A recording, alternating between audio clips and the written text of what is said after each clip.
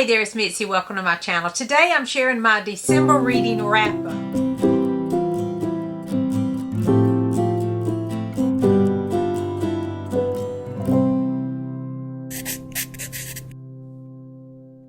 So I'm really surprised at how much I did read. I didn't think I had read this many books, but I've read a pretty good amount. Now, most of them were short and some picture books and things, and one was even a reread, but I'm surprised because with all the busyness of the holiday, a lot of times, I just don't have time to read as much. But I did read a fair amount, and I'm pleased with it. I participated in Debbie December, where we were to read books by Debbie Macomber. There was a bingo board for that, and I know I fulfilled 6 prompts. I may have fulfilled a couple more, but I only read 2. I wanted to read 3 books for that, but I only was able to read 2 books. I had some other things I wanted to read.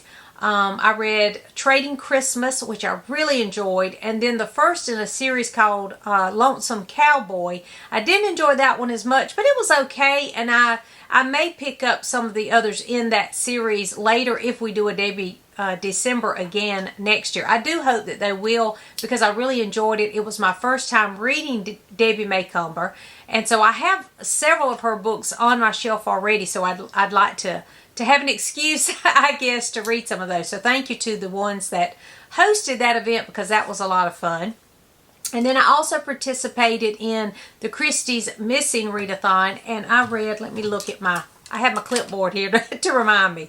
I read 4 for Christie's Missing. I read The Mysterious Affair at Styles. Now that was our group read, and that's a Poirot, and I haven't read but a couple of Poirot, so that was fun to read that one. I think that's the first. Yeah, that's the first Hercule Poirot book. And then Ordeal by Innocence, In or M, and Postern of Fate. So I read 4, and I was able, because I read In or M and Postern of Fate, I was able to finish up the Tommy and Tuppence series. So that was good that I got that accomplished.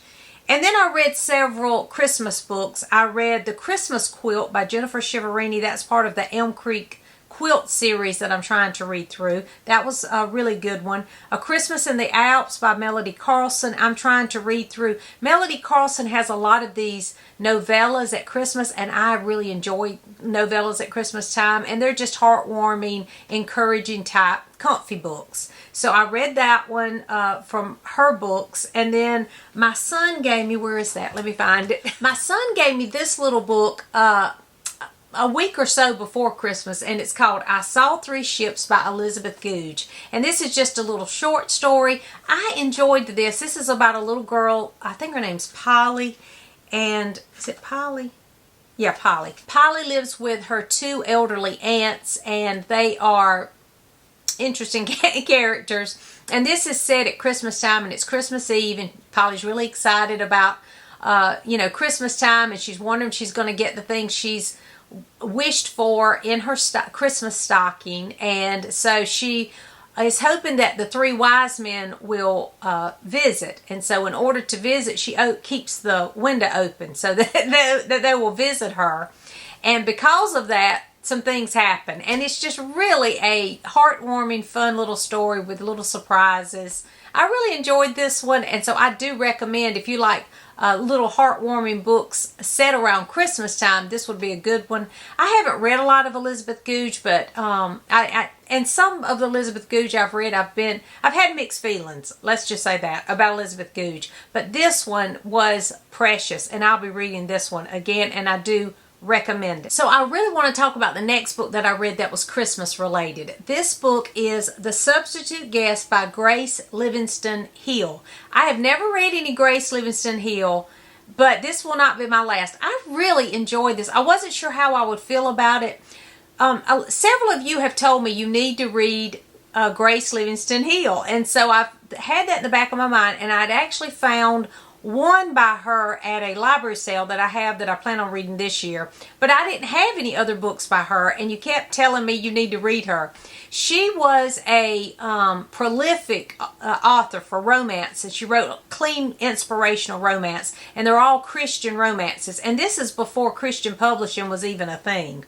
but all of hers, from what I gather, are Christian romances long ago. So anyway, I decided I wanted to read this one because this one was set at Christmas time, and I thought that's a good way for me to get started, trying out some of her books. So this was at my library, and I'm so glad I picked it up. It is called The Substitute Guest, and it starts on Christmas Eve. It is so good. It goes till, I think, New Year's. But don't go by this cover, because this cover is from like 2013, and this looks modern, but it's actually set in the 1920s.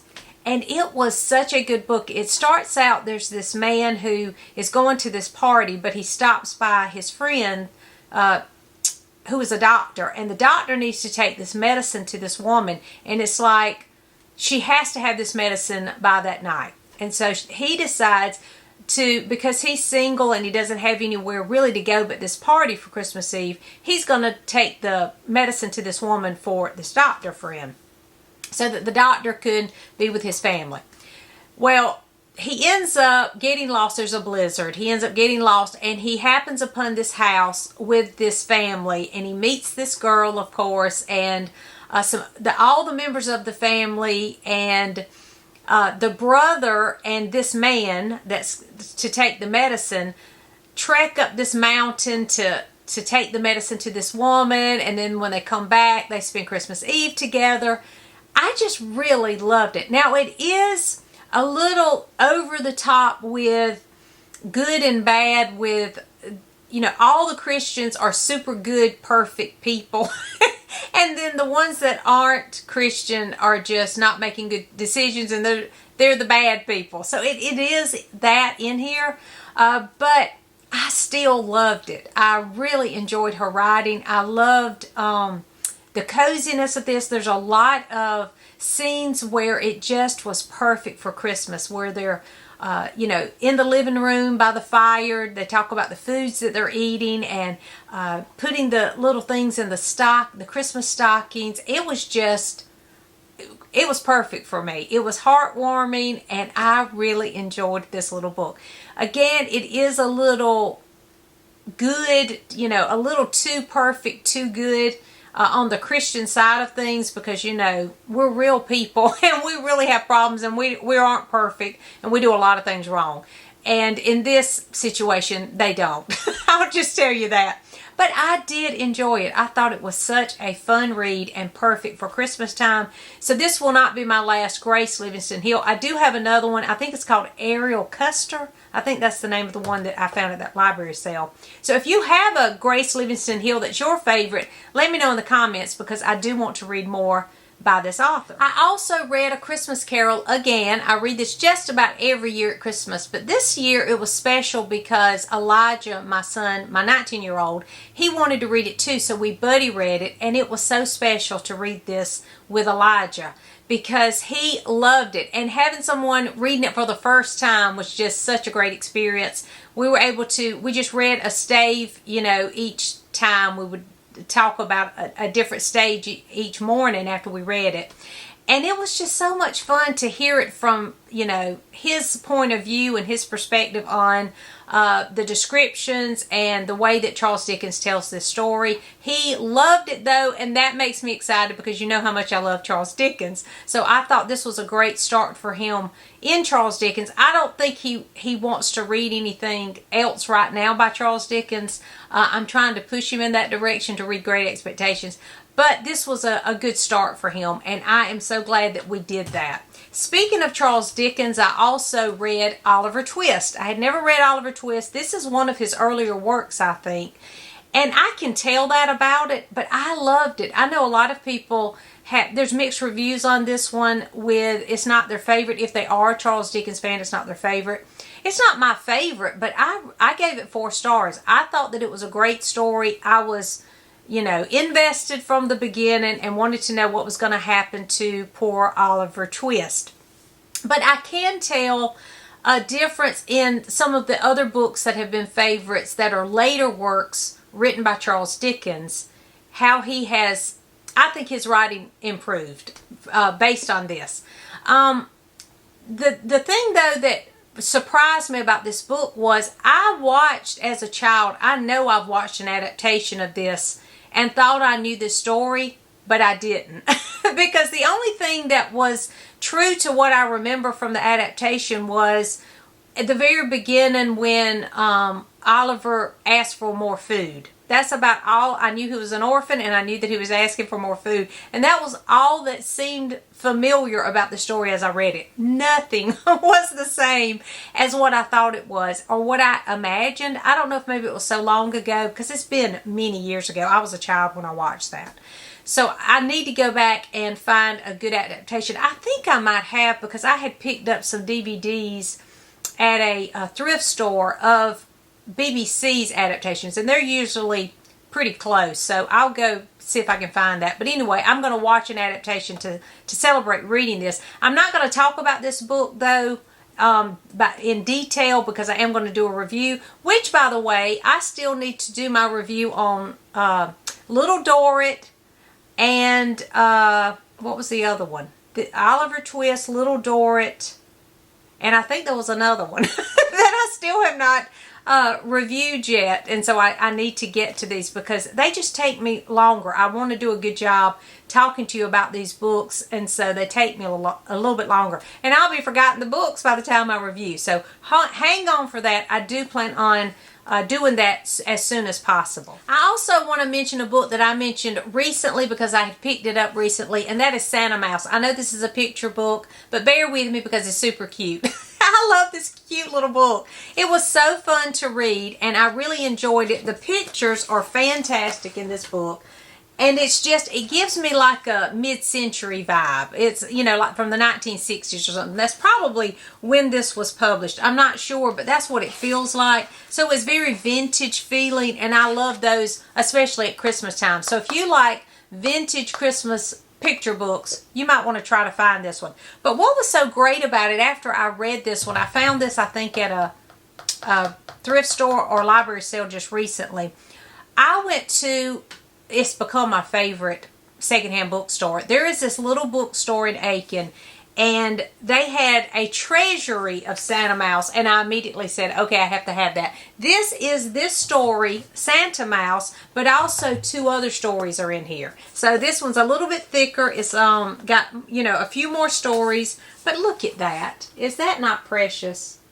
So I couldn't wait to tell you about this one too, because I know some of you had said you had actually read Santa Mouse, but I picked up the Treasury of Santa Mouse. Now I haven't read the other two stories in here because I got this after Christmas, but I'm really excited to add both of these this year to my Christmas collection. And then I read two books that were not Christmas books. Well, Oliver Twist wasn't Christmas either, and I don't know how I squeezed Oliver Twist in. I just had a hankering for some classics, so I picked that up, and I'm glad I did, because that gave me 3 books by Charles Dickens this year instead of 2. My goal every year is to read 2 Charles Dickens, and I read 3, so I'm really excited that I did that. But I also had my book cart books that I spin the wheel for, and the first one that I read was Village School. It's the first in the Fair Acre series by Miss Reed, and I was gifted this book, so I wanted to make sure that I got, you know, that I read this one, because I'm trying to every month at least read one gifted book to me. So I picked this one up, and this is just wonderful. If you enjoy Miss Reed, if you enjoy heartwarming kind of domestic kind of stories, you would enjoy Miss Reed. She is just wonderful. This was about Miss Reed. It introduces Miss Reed at Village School and the little children there that she teaches, and the teacher that teaches beside her, and Mrs. Pringle, who is she cleans the school, and she's this grumpy old lady that makes the story just funny. It's you know, the village life, the everybody knows everybody. It's that kind of story, and it goes through the year at Village School.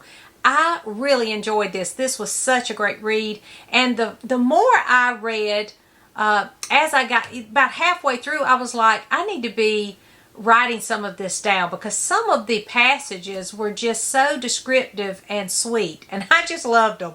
So I need to do better about taking some notes through these books, so I can share some of them with you, because there were several that just stood out for me in it. So I am excited to read the Fairacre series. I've never read that series before, and this is off to a great start. So that was a success for my book cart. And then I read Saving CeeCee Honeycutt by Beth Hoffman. This was such a great read. This was from my book cart as well.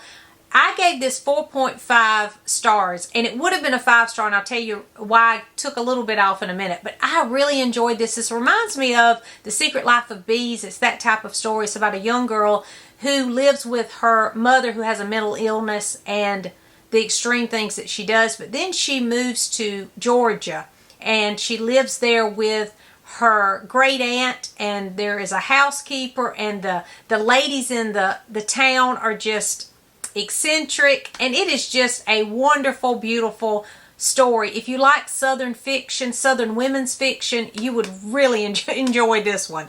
I loved this book so much. The only problem I had was there was some language. At the beginning, there's not any language, and I'm going along fine, and then all of a sudden, probably more than halfway through, there was this scene that I didn't appreciate, and there was some language in it. And then there was several other places where there was language.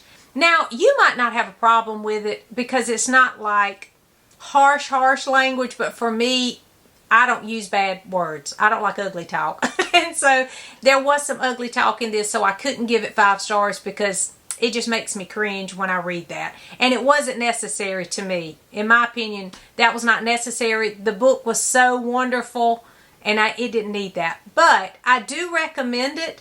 But I just want you to know, because I always try to let you know those things. There was a few words in it that I didn't appreciate.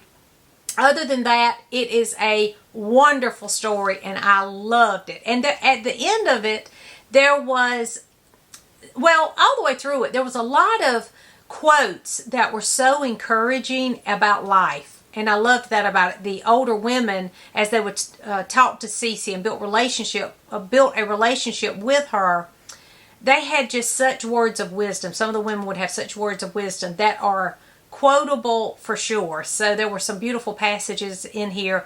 Lots of hope-filled type encouraging passages. So I enjoyed that as well. So that was a surprise for me, and I do recommend that one too. So those are the books that I read in December. Have you read any of these? What was your favorite book you read in December? Let me know in the comments. Thanks for watching, and I'll see you soon.